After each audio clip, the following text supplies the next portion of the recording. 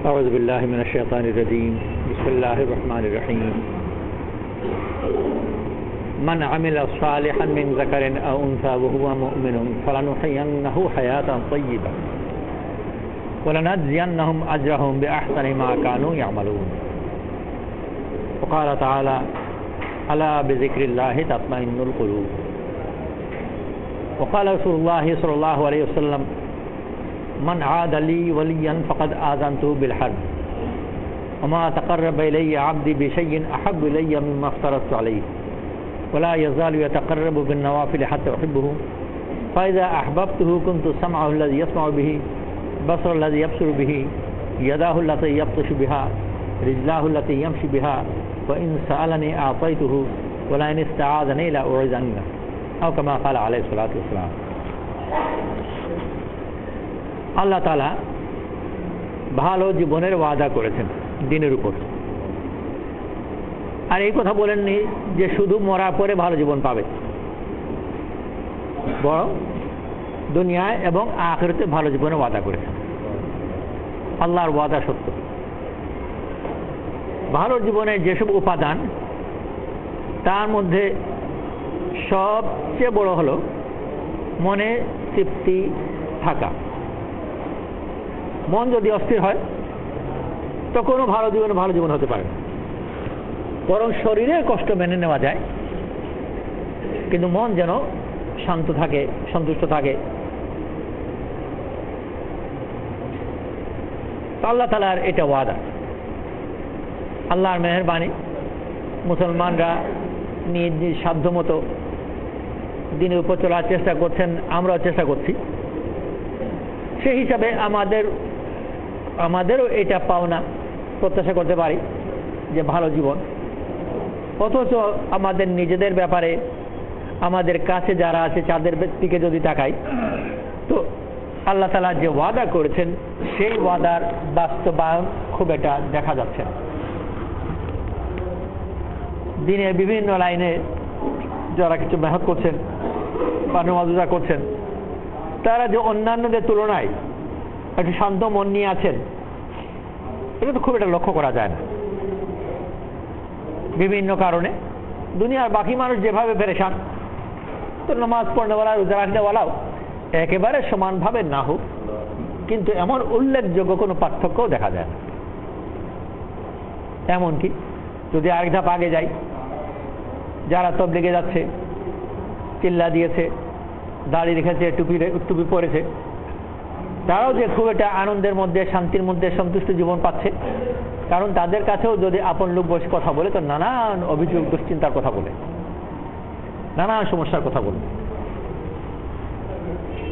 অন্যান্য দিনের মেহনত যেগুলো আছে, যেগুলো শুদ্ধ সহি মেহনত, কোনো বাতিল মেহনতের কথা বলছি না, সেই সব মেহনতের সাথে যারা জড়িত আছেন, তারাও নানান ধরনের সমস্যার মধ্যে ডুবে আছে।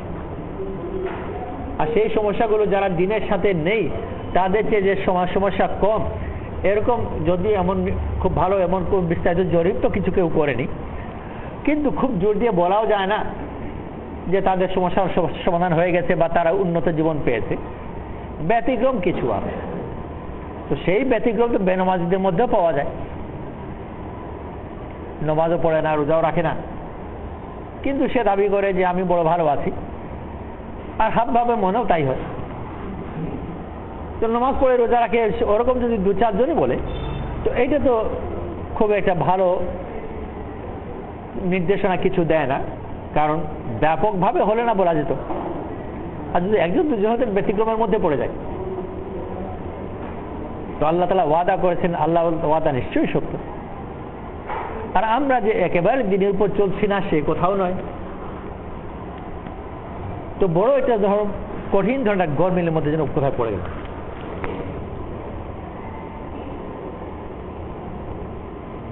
হারুনুর রশিদ রহমতুল্লাহ আলাইহির জামানায় এক দরবেশ ছিলেন, বাহলুল নামে পরিচিত। বাহলুল, তো বাহলুল সম্বন্ধে অনেক কথা, অনেক ঘটনা, অনেক গল্প, কোনটা গল্প কোনটা ঘটনা সব আলাদা করে বোঝাও মুশকিল আছে অনেক। তো বাহলুলকে কেউ আগে একবার জিজ্ঞেস করলেন যে বাহলুল কেমন আছে? উত্তরে বাহলুল বললেন যে তার কথা কি জিজ্ঞেস করো যার ইচ্ছায় জগৎ চলে। তো প্রশ্নকারী হতবাক হয়ে জিজ্ঞেস করলেন যে তুমি কি তাহলে রবুবিয়ত দাবি করছো নাকি? তুমি রব হয়ে গেছো, তোমার ইচ্ছায় জগৎ চলে, কথা তো ওরকমই মনে হয়। তো বাহলু বলেন যে আমি রবুবিয়ত দাবি করছি না, আমি আবদিয়ত দাবি করছি। আমি আল্লাহর বন্দা হয়ে গেছি, গোলাম হয়ে গেছি। আর যেহেতু আমি আল্লাহর বন্দা হয়ে গেছি, গোলাম হয়ে গেছি, আমার স্বতন্ত্র কোনো ইচ্ছা নেই। আল্লাহ যা ইচ্ছা করে আমার ইচ্ছা তাই। আর আল্লাহর ইচ্ছায় জগৎ চলে, তো আমার ইচ্ছাতেই জগৎ চলে।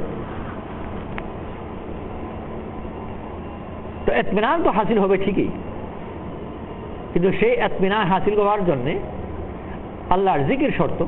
আর জিকির শর্ত যে তার মনে থেকে আল্লাহর সাথে যেন সম্পর্ক থাকে। যদি কেউ দিনের উপর চলছে আর সে প্রত্যাশা কিছু করে যেটা আল্লাহ তাআলা ওয়াদাও করেননি, যেটা আল্লাহ তাআলা দিতেও চান না, কিন্তু সে নিজে থেকেই ধারণা করেছে, তো তার কল্পনার উপর, ধারণার উপর সে অগ্রসর হচ্ছে, নামাজ পড়ছে, রোজা রাখছে, হজ যাকাত করছে, তো ওর কল্পনা মতো তো আল্লাহ তাআলা দেওয়ার ওয়াদা করেননি। যেমন আল্লাহ তাআলা ভালো জীবনে ওয়াদা করলেন, ভালো জীবন দেবেন। ছাত্র যদি হয়, সামনে একটা পরীক্ষা আছে, ও নিজে থেকে তাফসীর করে নেবে যে ভালো জীবন মানে হলো পরীক্ষা অনেক নম্বর। ওইটা কোনো মুফাসসির তাকে বলেন, ওটা নিজস্ব তাফসীর। পরবর্তী যদি পরীক্ষা ভালো নম্বর না পায়, তো একেবারে আল্লাহর মেহেরবানি মুসলমান হওয়ার কারণে এই কথা বলবে না যে আল্লাহর ওয়াদা ঠিক নয়, কিন্তু তার মনের মধ্যে অস্থিরতা আসবে। যে হুজুররা বললেন যে আল্লাহর হুকুম মানলে সফলতা আসে, আর আমি তো নামাজও পড়লাম, রোজাও রাখলাম, সদকা খয়রাতও করলাম, আরও অনেক কিছু করলাম, ওই ভালো নম্বর তো পেলাম না। তো স্বাভাবিকভাবেই তার মনে অস্থিরতা আসবে। আল্লাহ তাআলা যে ওয়াদা করেছেন, আলা বিযিকরিল্লাহি তাতমাইন্নুল কুলুব, ওটা তো সে মোটেই পাচ্ছে না। আল্লাহ জিকির মধ্যে কলবের ইতমিনান, নামাজ রোজা করলে এগুলো তো জিকির, সব এটা আজকে জিকির বলা হয়। আল্লাহ সব আদেশ পালন জিকির, এই মাথায় সে জিকির তো করে, কিন্তু সে তো কিছু পেল না। ওরকম ব্যবসায়ী যদি হয়, সে তার তফসিল করবে, ভেবে নেবে যে অনেক টাকা লাভ। নেতা যদি হয়, সামনে ইলেকশন আছে, সে ধরে নেবে এর মানে হচ্ছে ইলেকশনে জিতা। যেরকম ফাজাইলে কিতাবের মধ্যে রব্বানা আতিনা ফিদ দুনিয়া হাসানাতাও ওয়া ফিল আখিরাতি হাসানা, এটার সম্বন্ধে কিছু কথা হযরত মাওলানা যাকারিয়া সাহেব রাহমাতুল্লাহ লিখেছেন। তো উনি তো লিখেছেন আল্লাহওয়ালাদের কথা, সাহাবাদের কথা, তাবেঈদের কথা, যে ফিদ দুনিয়া হাসানা বলতে কি বোঝায়। ওখানে অনেক পার্থক্য, অনেক মত আছে সাহাবাদের মধ্যে, তাবেঈদের মধ্যে। আর বর্তমানে গিয়ে যে চিটাং বাজারে যদি কেউ জিজ্ঞেস করে যে আল্লাহ তাআলা বললেন যে রব্বানা আতিনা ফিদ দুনিয়া হাসানা, বলো তো ফিদ দুনিয়া হাসানা বলতে কি বোঝায়, তো সে আন্দাজ করে যে নিজ মতো বলবে। কেউ চার অভ্যস্ত, চা খায় বেশি, এখন চার দাম বেড়ে গেছে, তো বলবে যে ফিদ দুনিয়া হাসানা মানে চার দাম কম হওয়া। বিড়িওয়ালা বলবে যে বিড়ি সস্তা হওয়া। প্রত্যেকে তার নিজ বাপে দুনিয়া হাসানা এটা ব্যাখ্যা সে করে নেবে, আর ওই ব্যাখ্যাতে সে অগ্রসর করে নেবে তা না, করে যে বসে থাকবে তা না, ওইটাই সে প্রত্যাশা করছে। অথচ আল্লাহ তাআলা এটা ওয়াদা করেন। তো ওই মাত্রা আমি একটু অতিরঞ্জিত করে কথা বললাম যে বিড়িওয়ালা বলে যে বিড়ি সস্তা হয়ে যাওয়া, কিন্তু বাস্তবে যেটা ঘটে তার চেয়ে খুব বেশি দূরেও নয়। ও যেগুলো চাচ্ছে এগুলো বেশিরভাগ ওর কোনো মঙ্গল নেই, আর আল্লাহ তাআলারই বড় মেহেরবানি যে আল্লাহ তাআলা তার কথা মতো তার জিনিসগুলো দেবেন। আর আল্লাহ তাআলা বহুতই বড় মেহেরবানি। ও যেটা চায় ওইটাই যদি পেত, তো নিজের ক্ষতি আরো বেশি করে করত। বর্তমানে আমাদের সমাজে একজন মানুষ সে নিজ বিচারে নিজেকে গরিব মনে করে, ওটা অন্য কাউকে জিজ্ঞেস করেনি, নিজে নিজে একটা সিদ্ধান্তে পৌঁছে গেছে যে আমি গরিব। সেই হিসাবে সে চায় তার দারিদ্র্য যেন দূর হয়ে গেছে। যখন সে নিজেকে গরিবের স্তরের মধ্যে রেখেছে, বলে আমি একজন গরিব মানুষ, আর এই কথা যখন বলছে সে কৃত্রিমভাবে বলছে না, মনে বিশ্বাসের সাথে বলে আমি একজন গরিব মানুষ, ওর দৈনন্দিন জীবন দেখা যায় যে প্রচুর অপচয় পাওয়া যায়,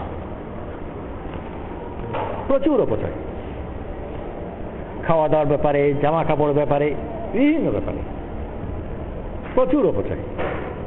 আর সে বলে আমার অভাব যেন দূর হয়। ও যদি আরো পায় তো আরো অপচয় করবে, আর হিসাবের বোঝার উপরে আরো ভারী হবে। তো ওর চাওয়া তো আল্লাহ তাআলা দেবেন না, আল্লাহ তাআলা দেবেন নিজ ইলম মতো, ওর জন্য এটা মঙ্গল। তো বান্দা যদি সে আমল করতে থাকে আর তার মনের ভিতর যে একটা স্বপ্ন ধরে রেখেছে ওইটার দিকে অগ্রসর আসে আশা করে, তো বেশিরভাগ ক্ষেত্রে ওইটা সে পাবে না। আর পাবে না শুধু এটুকু নয়, ওর আল্লাহ তাআলা বান্দাদের উপর যত সব মেহেরবানি আছে তার মধ্যে এটা বহুত বড় একটা মেহেরবানি যে তা আল্লাহ তাআলা তার কথা মতো তাকে দেন। আমি থাকি ইউনিভার্সিটিতে, ওখানে যদি যে যা দোয়া করে যে যা চায় পেয়ে যায়, তো পরের দিন ক্যাম্পাসে শুধু লাশই পাওয়া যাবে, এই পার্টির দোয়াতে ওই পার্টি শেষ, আর ওই পার্টির দোয়াতে এই পার্টি শেষ। তো আল্লাহ তাআলা বহুত মেহেরবানি যে আল্লাহ তাআলা কারো দোয়াই কবুল করেন, করলে কারো উপায় ছিল। তো আল্লাহ তাআলা যে ইতমিনানের জীবন দেবেন, ইতমিনানের জীবনের জন্য তার বাহ্যিক আমল শুদ্ধ হওয়া যথেষ্ট নয়, বরং এটা খুব ছোট অংশ। এত জোর দিয়ে যে বললাম ছোট অংশ, এর দলিল কি? দলিল হলেই যে আল্লাহ তাআলা আমালের মধ্যে আমালের এতবার নিয়তের উপর, নিয়ত যদি শুদ্ধ হয় তাহলে আমল গ্রহণযোগ্য, এমনকি যদি আমল ভুলও হয়, আর নিয়ত যদি ভুল হয় তাহলে আমল মরদুদ, যদিও আমল শুদ্ধ হয়। আর নিয়ত হলো ইচ্ছা, মনের ভিতরে অবস্থা। তো আল্লাহ তাআলা তো ইতমিনানের জীবনে ওয়াদা করেছেন, কিন্তু ইতমিনানের জীবন তখন আসবে যখন সে তার বাহ্যিক আমলকে যে সংশোধন করবে তার সাথে সাথে তার অভ্যন্তরকেও সে সংশোধন করবে। আচ্ছা, বর্তমান চলতি তরতিব হিসেবে সাথে সাথে বলছি, আর না হলে রাসূল সাল্লাল্লাহু আলাইহি ওয়াসাল্লামের তরতিব যদি দেখা যায় তো রাসূল সাল্লাল্লাহু আলাইহি ওয়াসাল্লাম বাহ্যিক আমলের সংশোধনের উপর হাতই দেননি আভ্যন্তরীণ সংশোধন যথেষ্ট হয়ে যাওয়ার আগে। তো মক্কার 13 বছরে বাহ্যিক কোনো আমলের সংশোধনের দিকে নজর দেওয়া হয়নি। মদ খেতেন, নিষেধ করা হয়নি। সুদ খেতেন, নিষেধ করা হয়নি। নারী পুরুষের মধ্যে অবাধ মেলামেশা ছিল, নিষেধ করা হয়নি।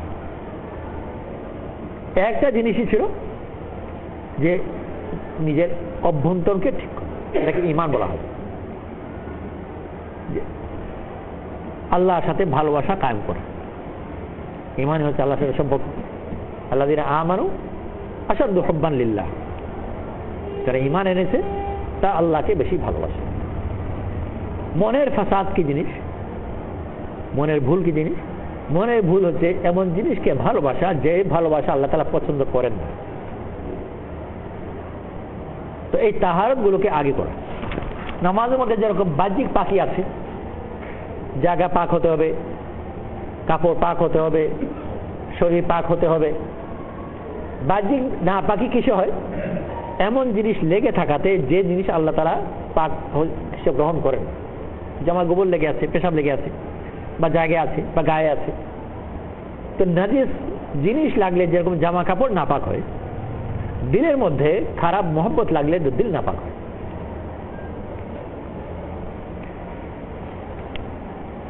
বাহ্যিক নাপাকিতে শরআন নামাজ ফাসিদ হবে,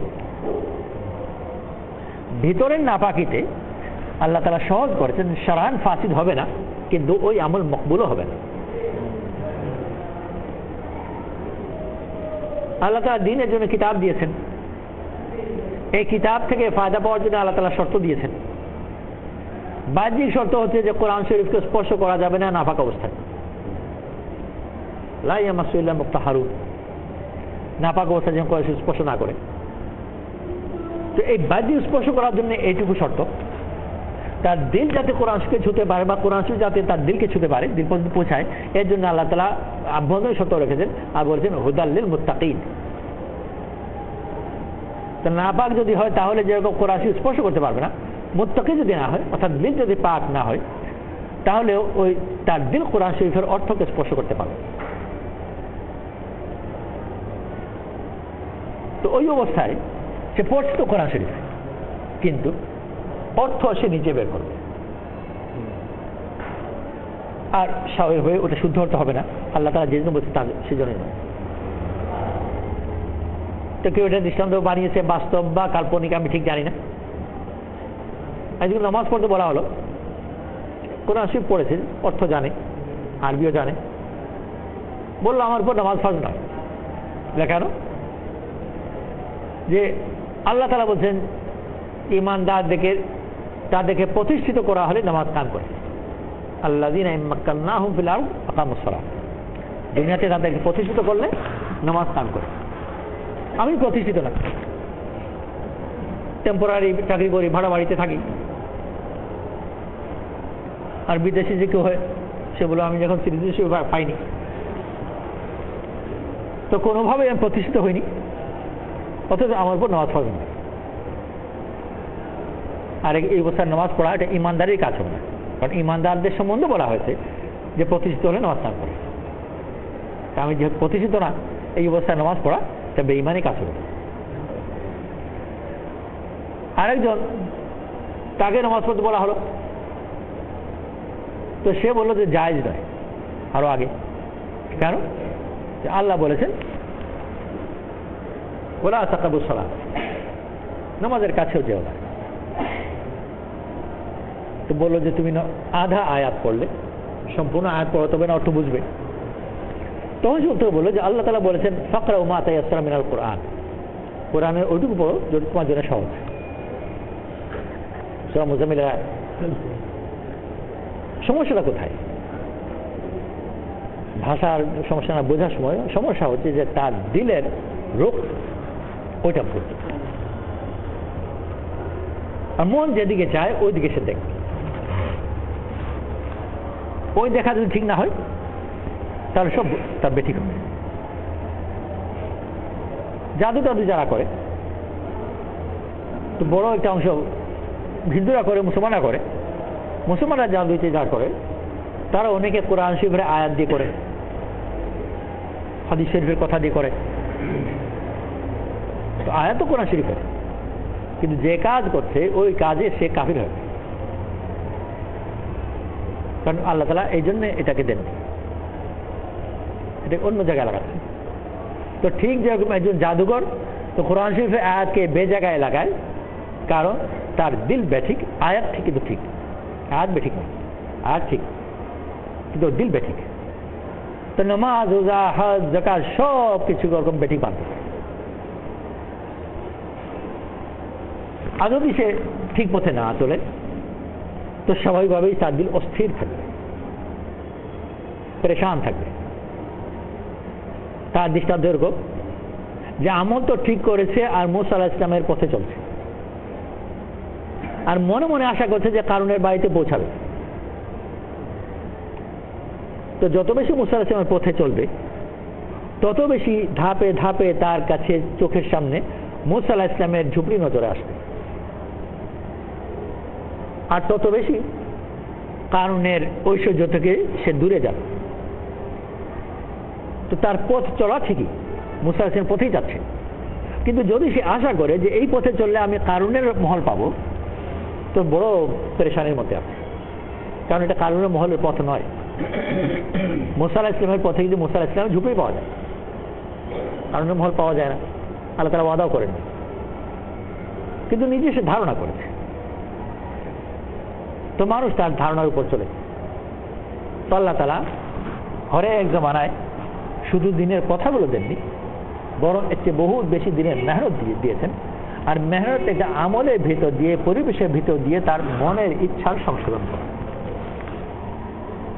ওই ইচ্ছা সংশোধন ছাড়া যদি সে কথাগুলো পায় তো কথাগুলো ঠিক ব্যবহার করবে না। আমাদের দেশে ঘরে ঘরে যদি দিনী কিতাবের কিছু জরিপ করা যায়, যে দিনী প্রচলন সাধারণ ঘরগুলোর মধ্যে কিসব দিন কিতাব পাওয়া যায়, যেমন বেহেশতি জওয়ার ইত্যাদি খুব বেশি পাওয়া যাবে না, এর চেয়ে অনেক বেশি পাওয়া যাবে অন্য কিছু কিতাব, যেসব কিতাব দিয়ে নানান ধরনের মোকদ্দমা জিতা যায়, রোগ সারা যায়, প্রতিবেশীকে ধ্বংস করা যায়, বিবিকে বশ করা যায়, স্বামীকে বশ করা যায়, শ্বশুরের সম্পদ দখল করা যায়, ওইসব আমাল দিয়ে ভরা। আর এগুলো ঘরে ঘরে পাওয়া যায়। আর দিন বলতে ওটাই মনে করে যেমন সব কোরআনই আমার কিন্তু কোরআন বা হাদিস শরীফের আমল, ওটা বেঠিক নয়, ওটা ঠিকই কোরআন শরীফের আয়াত। আর ওই আয়াত দিয়ে এইভাবে আমল করলে এটা হয়েও যায়, নিশ্চয়তা না থাকলেও সম্ভাবনা আছে যে যদি সে ওই কোরআন শরীফ ওই আয়াত ওইভাবে আমল করে তো এটা হতে পারে যে ঠিকই তার প্রতিবেশী ধ্বংস হবে, বা শ্বশুরের দিন ডেকে নিয়ে হয়তো তার সব সম্পত্তি দিয়ে দেবে। কিন্তু আল্লাহ তাআলা কোরআন শরীফকে যে দিয়েছেন প্রতিবেশী ধ্বংস করার জন্যও দেননি, আর শ্বশুরের সম্পত্তি আত্মসাৎ করার জন্যও দেননি, দিয়েছে অন্য কাজ, কিন্তু অন্য কাজে লাগাচ্ছে। কেন লাগাচ্ছে? যার কাছে যেটা আছে ওর দিলের তওয়াজ্জু যেদিকে আছে, রূহ যেদিকে আছে, ওর হাতে যাই পায় ওইদিকে লাগাচ্ছে। তো আল্লাহ তাআলা দিনে মেহনত দিয়েছেন, আর মেহনতের প্রধান দিক হলো যে তার দিলের সংশোধন। ইসলাহ শব্দ খুব পরিচিত এবং প্রচলিত। সাধারণত আমরা ইসলাহ বলতে বুঝি আমলের সংশোধন। নামাজ পড়তে আরম্ভ করা, মদ খাওয়া ছেড়ে দেওয়া, সুদ খাওয়া ছেড়ে দেওয়া, মিথ্যা বলা ছেড়ে দেওয়া, এগুলো ইসলাম। আর এগুলো ইসলাম নিশ্চয়ই গুরুত্বপূর্ণ একটা অংশ, আমলগুলো সংশোধন করা, এসব আমল। কিন্তু ইসলার প্রধান অংশ হচ্ছে তার দিলের ইচ্ছার সংশোধন করা। সব ভালো আমলগুলো যদি করতে থাকে কিন্তু তার ইচ্ছা যদি ফাসিদ হয় ও পেরেশানির মধ্যে, সে সত্য কথা বলে, নামাজ পড়ে, মদ খাওয়া ছেড়েছে, সুদ খাওয়া ছেড়েছে, কিন্তু আগের যে ইচ্ছা ছিল যে বিরাট ধনী হবে ওই ইচ্ছা এখনো বাকি আছে। এখন যখন সে মদ খাওয়া ছাড়বে, সুদ খাওয়া ছাড়বে, তো ধন বেশি পাওয়ার যা সম্ভাবনা ছিল ওটা ক্রমেই তার কাছে দূরে যাবে এবং যেগুলো ছিল ওগুলো হাতছাড়া হবে। কারণ ও যেভাবে তার ব্যবসাকে গড়ে তুলেছে, ওই ভালো কন্ট্রাক্টরের পেছনে পার্টিতে যেতে হয়, মদ খেতে হয়, মদ খাওয়াতে হয়, ইত্যাদি নানাগুলো জিনিস জড়িত আছে। তো বাহ্যিক আমলে সে ইসলাহ করে ফেলেছে। এখন আর মদ খায়ও না, খাওয়ায়ও না, পার্টিতেও যায় না, কিন্তু তার দিলের ইচ্ছার ইসলাহ হয়নি। সে আগে যেরকম ধনী হতে চাইতো এখন ওরকমই ধনী হতে চায়।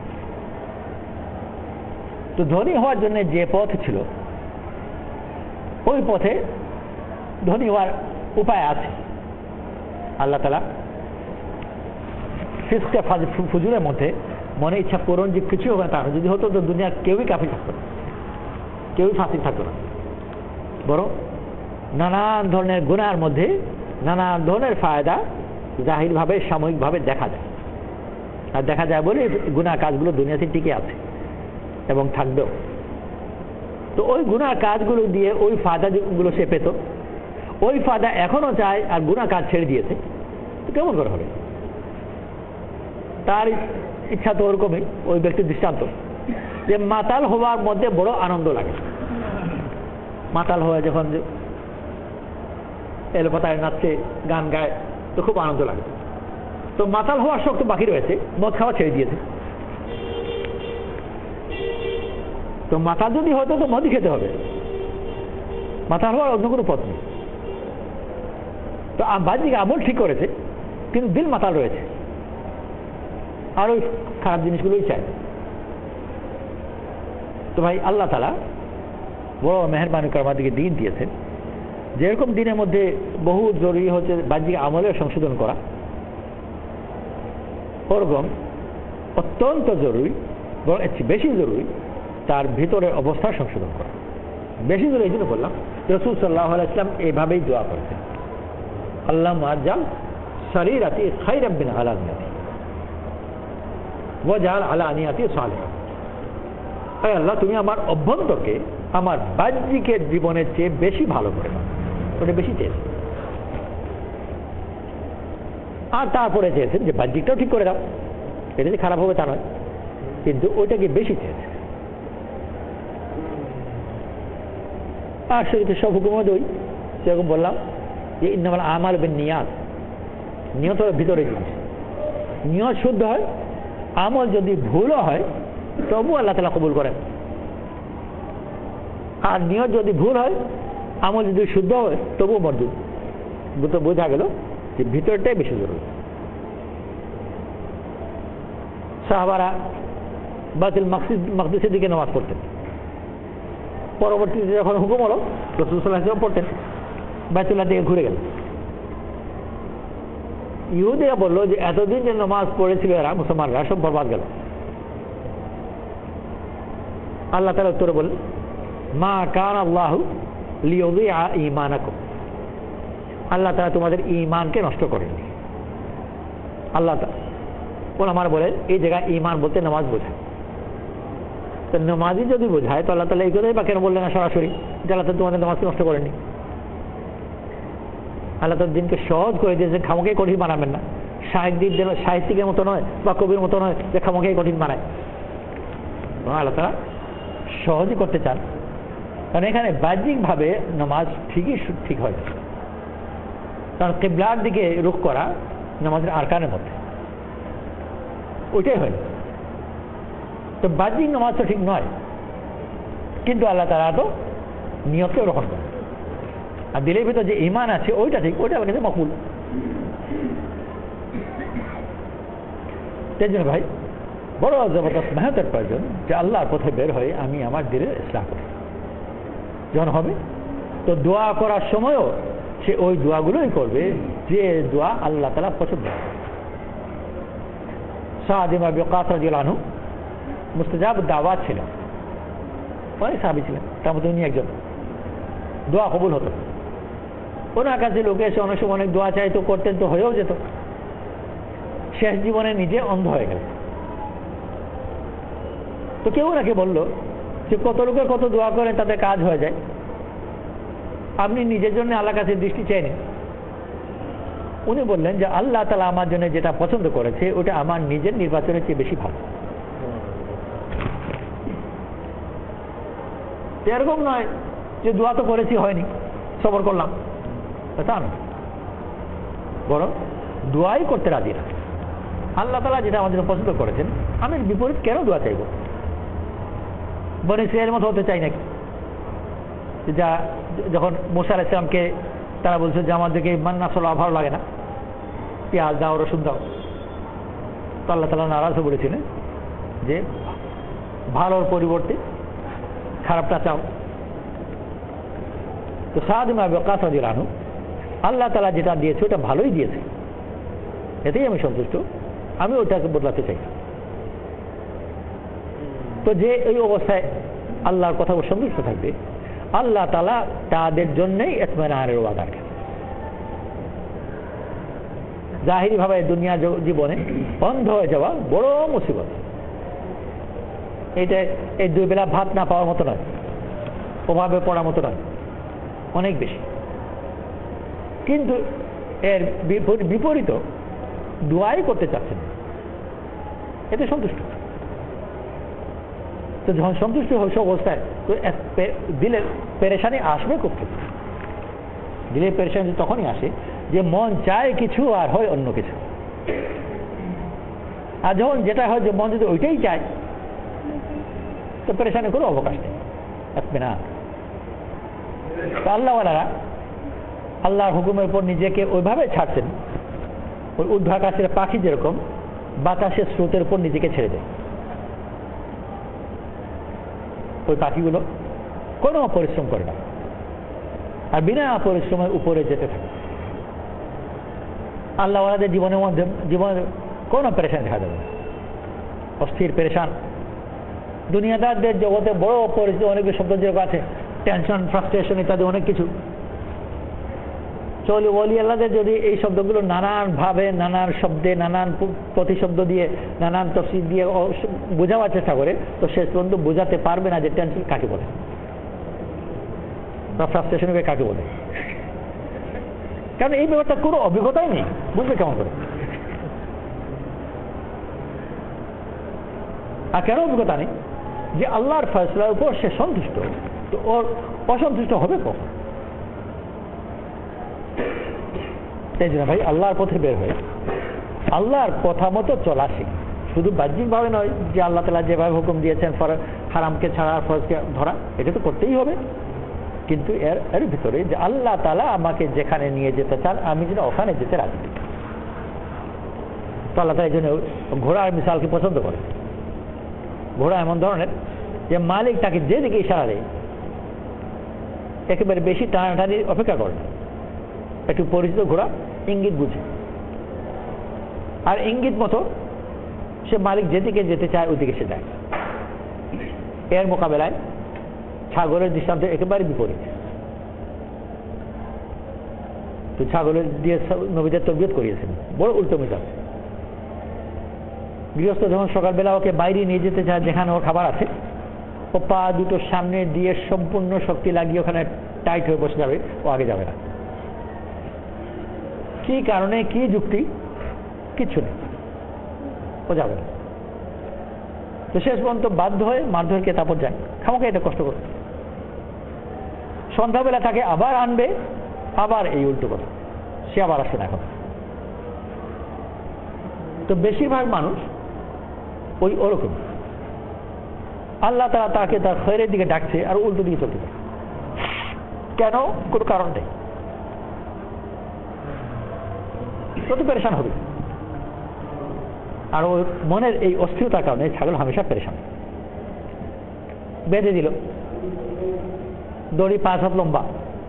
ছাগলকে দেখা যাবে যে একেবারে প্রান্তের পাতা যেগুলো বড় কষ্ট করে যেগুলো নাগাল পায়, যে পাতা না পেতে গিয়ে দড়িতে টান লেগে আছে, হাঁটু ভেঙে জিব্বা লম্বা করে যে পাতা, ওই পাতাগুলো খাচ্ছে। কাছে যেগুলো সহজ পায় ওগুলো খাবে না। তারপর যদি দড়ি আরো লম্বা করে দেওয়া হয়, পাতা 10 হাত করে দিল, তো কিছুক্ষণ আগে বড় আগ্রহের সাথে যেগুলো খেয়েছে ওগুলো এখন আর খাবে না, আবার ওই প্রান্তে চলে যাবে। ও নিজের জন্য পেরেশানি বেছে নেয়, যেখানে ওকে থাকতে বলা হয়েছে ওখানে থাকতে চায় না। তো মানুষ যদি ওর ব্যাপারে আল্লাহ তাআলা যে ফয়সলা করেছেন ওই ফয়সলার মধ্যে যদি সে থাকতে না চায় তো পেরেশান থাকবে। আর যদি সে তার নির্ধারিত সীমানার মধ্যে সে থাকে তো না শেষ তার জীবন চলে যাবে।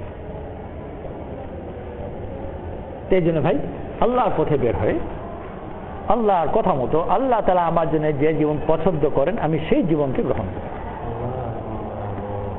আর এই গ্রহণটা মুখের কথা নয়, এটা বড় মেহনত দিয়ে এটাকে দিলের মধ্যে নিতে হবে, ঠিক আছে ইনশাআল্লাহ। এর জন্য সময় লাগাতে হবে, এটা একটা মেহনতের জিনিস। সেজন্য সব জমানায় বড় জবরদস্ত মেহনত করে এই মনের পরিবর্তনগুলো আনা হয়েছে। মক্কার 13 বছরের মেহনত কুরবান, কোনো কিছু ছিল না।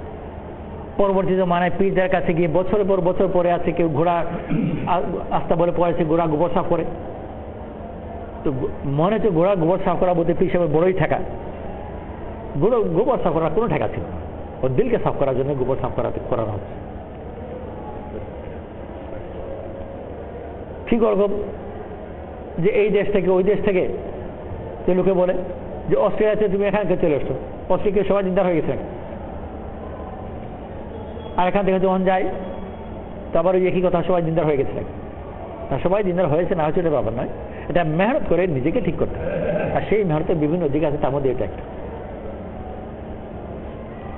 এই জন্য ভাই আল্লাহর পথে বের হয় আমি আমার নিজেকে ঠিক করি।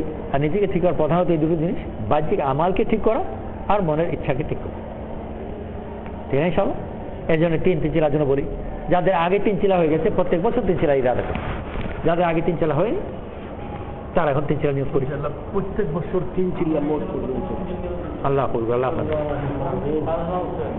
ইনশাআল্লাহ। আবু ফয়সাল